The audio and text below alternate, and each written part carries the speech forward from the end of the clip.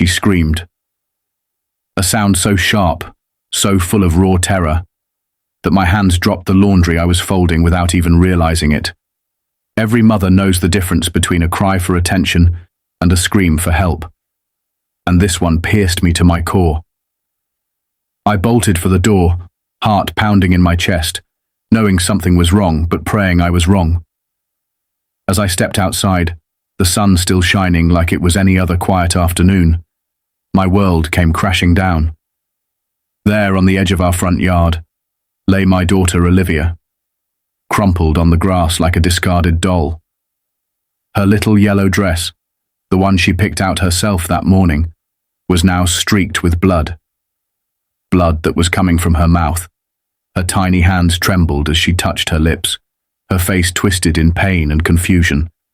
And standing over her, without a single ounce of remorse, was Mrs. Baker, the president of our homeowners association, towering with clenched fists and a face full of rage. "She doesn't belong here," she spat coldly, her voice low and filled with disgust. Olivia whimpered, her words barely audible through the blood.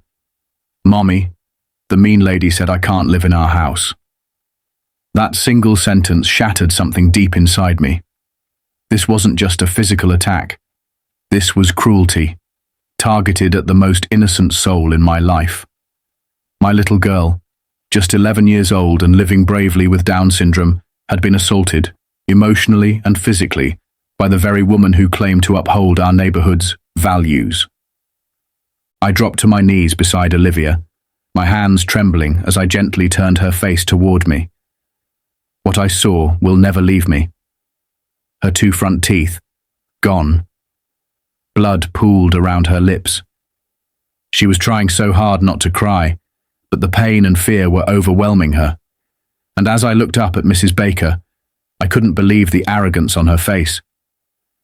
"She was on my property," she said matter-of-factly, pointing to a tiny shared strip of grass that ran between our homes. "I've told you time and again to control that child." The words hit like bullets. That child. As if Olivia were some wild animal instead of a sweet, gentle girl who just wanted to pick flowers and watch butterflies. "You hit my daughter," I said, my voice breaking. "You hit a disabled child." But Mrs. Baker didn't flinch. If anything, she looked proud. "People like you shouldn't live in Oak Hill Estates," she declared loudly, making sure the gathering neighbors could hear her venom. "You don't belong here. That girl doesn't belong here." Olivia's little hand reached for mine, her tears mixing with the blood on her cheeks. My whole body shook with a rage I hadn't felt in years. Not since the day I lost my husband. And now here I was, holding my wounded daughter, while this woman stood tall and defiant, daring me to do something. I knew one thing in that moment. I wasn't going to let this go. I wasn't going to let her win. "Call 911, I shouted to Mr. Wilson, our neighbor who stood frozen on his porch. "We need the police and an ambulance." But Mrs. Baker just laughed, smoothing out her designer blouse like this was all beneath her. "Oh, please." I barely touched her. She fell on her own. And good luck with that call. My husband golfs with the police chief every Saturday. That's when I realized this wasn't going to be a simple report and resolution. This was going to be a war. Officer Taylor arrived quickly, but before he could even speak, Mrs. Baker was surrounded by her little circle, other HOA members, whispering and murmuring among themselves like vultures. I didn't wait. "She attacked my child," I said, holding Olivia in my arms. "She punched her so hard she lost her teeth, all because she stepped on the grass." Mrs. Baker stepped forward, cutting me off with her ever-composed snarl. "The girl was destroying my flowers. I told her to stop and she fell. These kinds of kids. You know how clumsy they are." I blinked in disbelief. She was twisting the story right in front of the officer, making it sound like Olivia was some menace instead of a fragile little girl who loved picking dandelions. I tried to stay calm, tried to be the lawyer I used to be, before life turned upside down. My daughter has Down syndrome. She doesn't destroy things. She wasn't even near your flowers," I said firmly. Mrs. Baker tilted her head toward Officer Taylor. "They're admitting they can't control her. It's been a problem for the neighborhood. We all want to maintain property values, don't we?" I looked at the officer, searching for any sign of sympathy. But instead, I saw hesitation. He looked at Mrs. Baker, then at me, then back at his notepad. "Ma'am, did anyone see what happened?" he asked softly. I turned, scanning the faces of the neighbors who had come outside.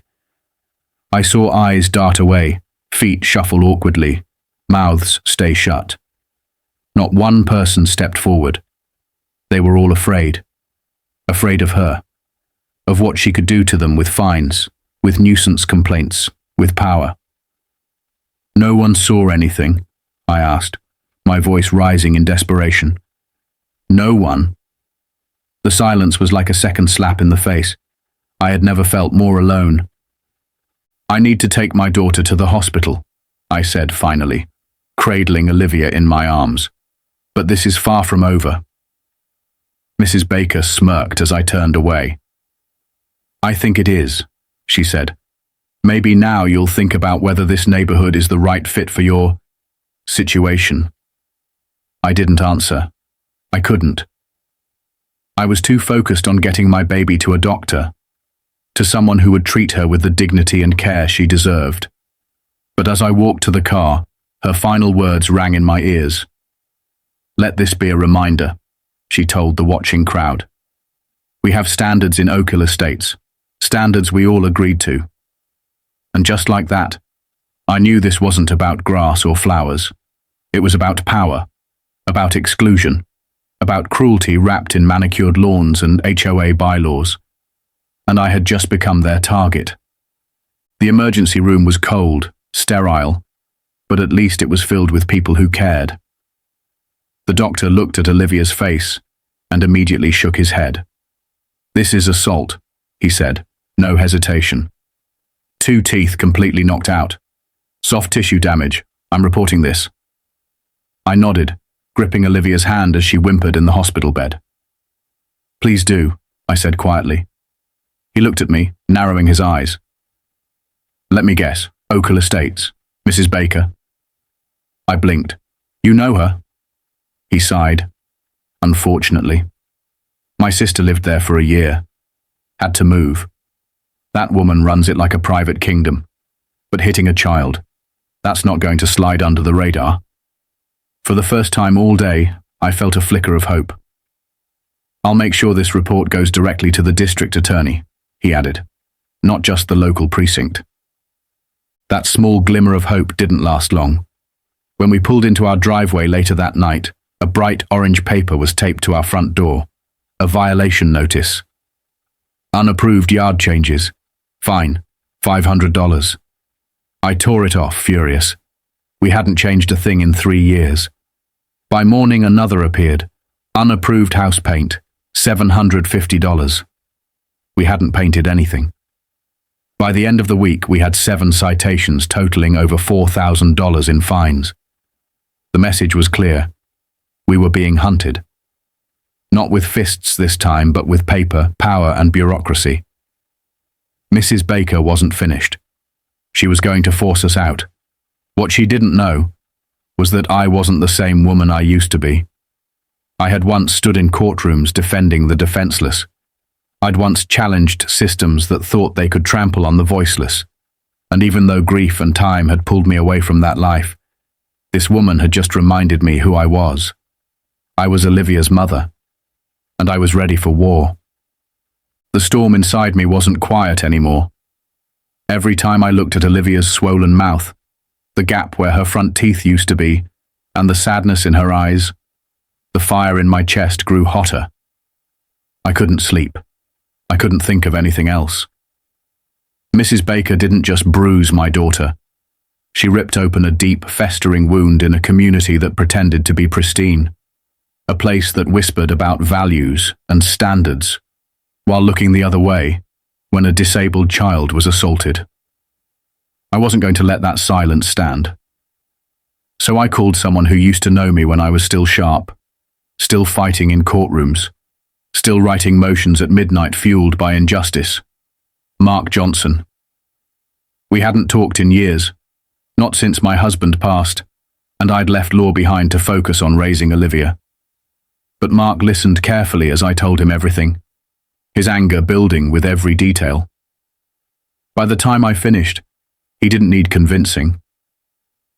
"This isn't just wrong," he said, flipping through photos of the fake violations I'd scanned and emailed. "This is targeted, it's systemic, and it's illegal under the Fair Housing Act and disability protections. We're going to build a case, but we'll need more than your word and a stack of HOA fines." I knew what he meant. We needed proof of a pattern, a culture, a system designed to push people like us out. But I also knew the biggest problem. No one was going to speak up. Not the neighbors, not the board members, not anyone afraid of Mrs. Baker's wrath. Mark wasn't deterred. "Then we make it so they can't stay silent," he said. Our first step was simple, but symbolic. We installed a legal, discreet security camera pointing at the front of our property. Not hidden, not invasive, but enough to let people know that from now on, we were watching too. Next, we filed a formal complaint with the State Housing Authority, citing discrimination and harassment. We named names. We detailed incidents. We referenced dates. And then we filed the big one. A civil lawsuit against both Mrs. Baker and the Oak Hill Estates Homeowners Association. For assault. For harassment. For violating the rights of a disabled child. But we still needed a tipping point. Something irrefutable. Something no HOA attorney could explain away in court. And that's when it came, completely out of the blue. An email with no name, no greeting, just a single line. "We're not all like her." Attached to it was a video file.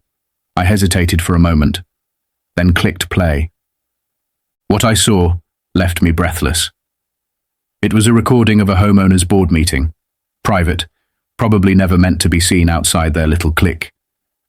The footage showed Mrs. Baker standing confidently at the front of a living room, addressing a group of HOA members. She wasn't even trying to be subtle. "I don't care what the law says about reasonable accommodations," she said, actually using air quotes. "If we let one of those disabled kids in, property values drop. Period." Someone off camera asked nervously, "But couldn't we get sued for discrimination?" She just laughed, and waved it off. "My husband handles things. Trust me, no one's going to win a lawsuit against us. There are ways to make problems disappear without ever saying what we really mean." That sentence was a nail in the coffin. She was openly admitting to discrimination, to using coded language and intimidation tactics to drive out families like mine. I watched the video twice, then sent it straight to Mark. His response was almost instant. "This is it. It's the smoking gun. But let's not keep it in the shadows. Let's make it public. Let the world see." We launched a simple website, a black and white design. Nothing flashy, just Olivia's picture, her swollen lips, the blood, the heartbreak, and the doctor's report confirming the assault. Beneath that was the video, then scans of all the violation notices, dates, amounts, absurd citations stacked one after another. And finally, a single powerful message. "The HOA president of Oak Hill Estates assaulted my 11-year-old daughter with Down syndrome for stepping on her lawn. Now she's using her power to push us out. This is what discrimination looks like." I shared the link on every social media site I could think of. Civil rights forums, disability advocacy groups, local parenting pages. I tagged local news stations, attorneys, politicians, influencers. Then I waited. It didn't take long. By evening, the site had been shared hundreds, then thousands of times. Comments flooded in. Messages of support, outrage, offers to help. The next morning there was a news van parked on our street. A young reporter named Sarah Chin stepped out and introduced herself. "I saw the site," she said. "This story, it's going to shake people." She interviewed us right there on our porch. Olivia sat beside me, clutching her stuffed bunny, silent but listening. The moment Sarah asked what happened, my voice cracked. But I told the truth. All of it. We didn't hold back. When the segment aired that evening, our quiet little neighborhood became the epicenter of a storm. But not everyone was cheering for us. That same night, sometime after midnight, a brick shattered our front window. Olivia screamed, terrified, and I rushed into the living room to find a handwritten note attached to the brick. "Leave or worse." My hands shook as I called the police. This time a different officer arrived, Rivera, an older woman with graying hair, sharp eyes and a calm but serious tone. She took pictures of the brick, the broken glass, the threatening note. "This isn't the first," she said quietly. "There have been 3 other cases like this in Oakle over the past year. All families who spoke out against the HOA stared at her, stunned. You knew?" She nodded. "We've been building a case quietly, but no one would speak on the record. Too scared. Too many powerful friends on that board." She paused. "Your website changed that. My phone's been ringing non-stop since your story aired. People are ready to talk." I didn't even realize I'd been holding my breath until I let it out. For the first time in days, I felt like maybe we weren't alone anymore. The next morning, my phone rang again, this time from the district attorney's office. The voice on the other end was direct, calm, and firm. "We're pressing charges: assault on a vulnerable person, harassment, conspiracy to violate civil rights, and we're opening a formal investigation into the entire HOA board." I stood in the middle of my kitchen, phone pressed to my ear, staring at Olivia sitting quietly at the table with her juice box. Her smile still hadn't come back.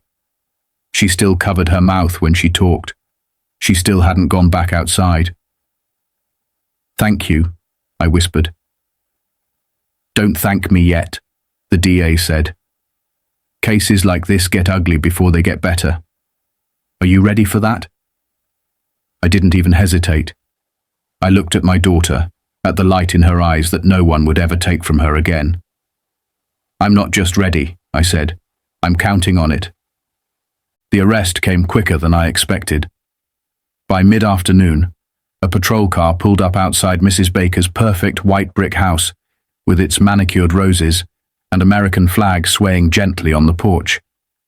Neighbors peeked from behind blinds, some openly watching as officers led her down the steps in handcuffs. She didn't resist. She didn't cry. She didn't yell. She simply looked around as if the whole world had betrayed her, her lips pressed into that same cold line she'd worn the day she stood over my daughter's bleeding body. But it didn't end there. Just hours later, she was out on bail, walking freely again, like nothing had happened. That evening, her supporters, because somehow she still had them, gathered outside our house, holding signs scrawled with slogans like "Protect Property Values" and "HOA Rules Matter." Their voices were calm, too calm, as if they believed they were the righteous ones. As if Olivia's trauma, her stolen smile, her nightmares, were just a blip on their balance sheets. But what they didn't expect, what Mrs. Baker didn't expect, was the response. One by one, our neighbors began to show up. Not the ones who had stood silently before. New faces, young families, retired couples, people I barely knew, but who had been watching. This time they weren't hiding behind curtains. They came with handmade signs of their own. Olivia belongs here. Kindness is not a violation. No child deserves violence. They formed a line in front of our home, shoulder to shoulder, forming a human barrier between us and the ones who had once ruled this neighborhood with threats and bylaws. It was a moment that shook me. These people weren't just defending Olivia. They were standing up for the idea that home should mean safety for everyone. That evening, our street stopped being just a place where people lived. It became a place where people finally chose a side. 3 days after the arrest, a man I never expected to see on my doorstep arrived. Mr. Baker. He looked nothing like the smug country club regular I had imagined. He was pale, hollow-eyed, carrying a small flash drive in one hand and something else in the other. Guilt. I didn't let him in right away. Olivia was in the living room, colouring in silence, still flinching at loud noises. I stood between him and her, my eyes locked on his. "I want to talk," he said. Not to defend her, to admit I was part of the problem. We sat at the kitchen table, and his voice was raw, almost shaking. I knew what she was doing. I heard the way she talked about families like yours. I heard her call Olivia that thing more than once, and I didn't stop it. I made excuses. I told myself it was just talk. I'm ashamed. I didn't interrupt. I wanted to hear everything. He slid the flash drive across the table.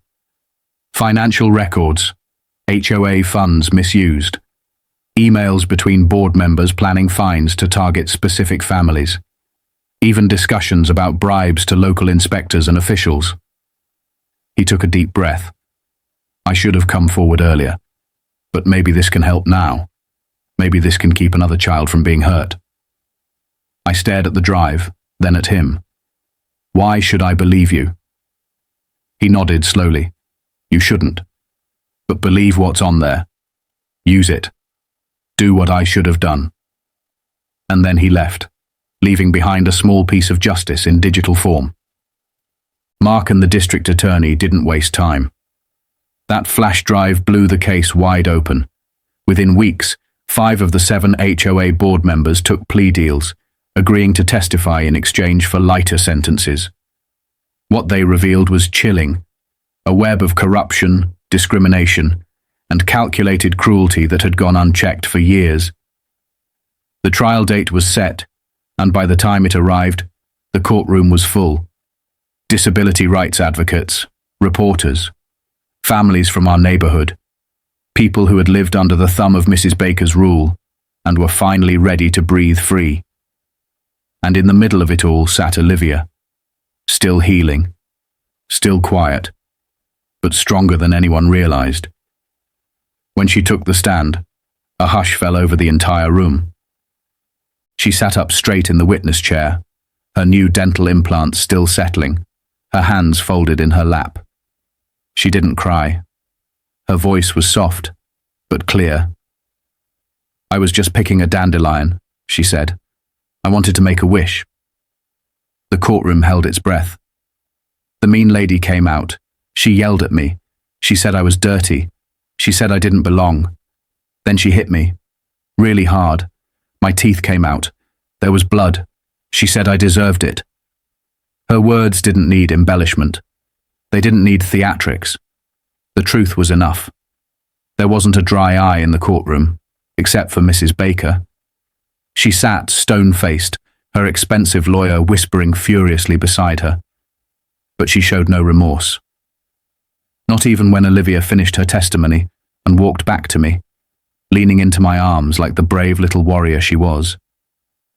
The verdict came down after only a few hours of deliberation, guilty on all counts. The judge, a woman who had seen decades of cases come through her courtroom, didn't mince words. "This court finds the defendant guilty of assault on a vulnerable person, criminal harassment, and conspiracy to violate civil rights," she declared.